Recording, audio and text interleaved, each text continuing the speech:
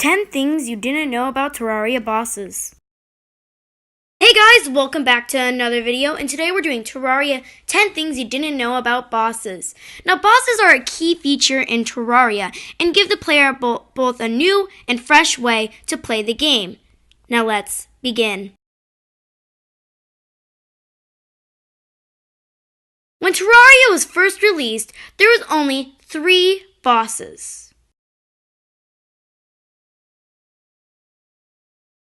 Number 2 on this list is there are currently 15 main bosses, 3 extra bosses in console and mobile, and 15 mini bosses that show up during events, such as the Frost Moon or the Pumpkin Moon.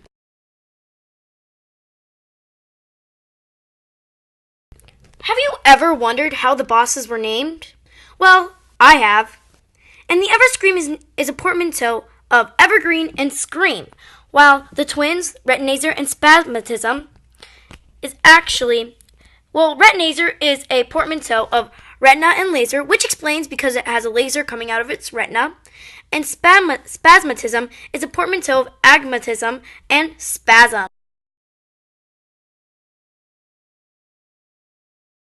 Now this next one applies to PC players, but coming in November, this will apply to mobile players. Now, the original final boss was going to be a falling moon you had to kill before it hit the ground, or else you would fail. Now, the full release, the team actually went with another design, which was like what we now know as the Moon Lord, which is the final boss.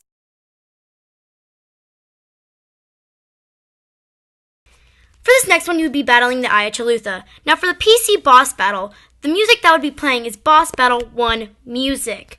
But for console and mobile, you could hear Boss Battle 4 music. I don't know why this occurs, but my theory is that there wasn't enough space to add another music disc. But instead, they just had Boss Battle 4 music that they played. Now, this is something easily that they can fix, but I don't know why they haven't yet. Now, everyone knows that bosses can drop a trophy on death. Well, there's something special about the twins. The twins actually have 2 available trophies, one for the Retinazer and one for Spasmatism, because they are 2 separate bosses with the same spawn egg. Now, that does go along with them being twins, which is pretty cool, right? So there's a trophy for each eye.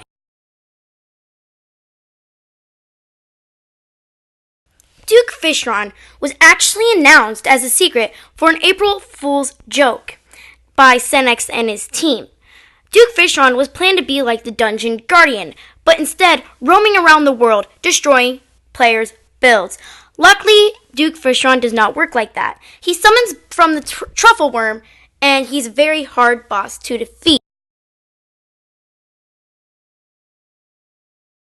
The Queen Bee drops the most unique items in the game, including 3 bee weapons, a hive wand, 1 mount, 3 pieces of vanity, bee nades, 2 pets, bottled honey, bee wax, and a bee mask, also including the trophy.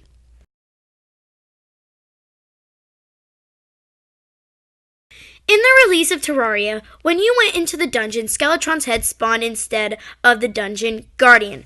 So if you killed one, you could enter the dungeon and skip the Skeletron boss fights. Now, they were meant to kill you instantly, so to fix the problem, the developers added the Dungeon Guardian.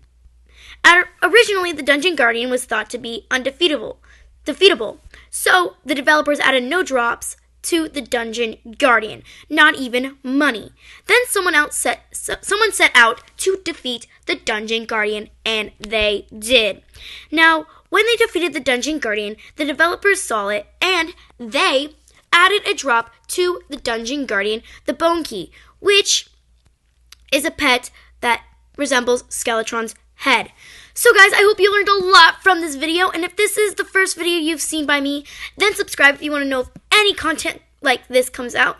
So guys, wrapping up this video, thank you all for watching, and bye!